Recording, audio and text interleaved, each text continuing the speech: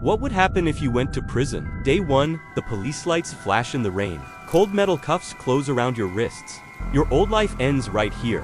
Your first night in prison, the cell door slams shut behind you. The concrete walls feel cold and endless. Your first week in prison. You understand the rules of prison fast. Only the strong survive here. So you start becoming stronger. After 1 month, you start changing. Tattoos, scars, and a new attitude appear.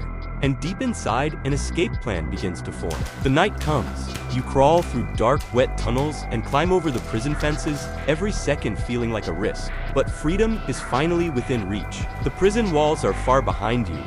With a new life, you disappear into the freedom, but this time, no one is coming for you.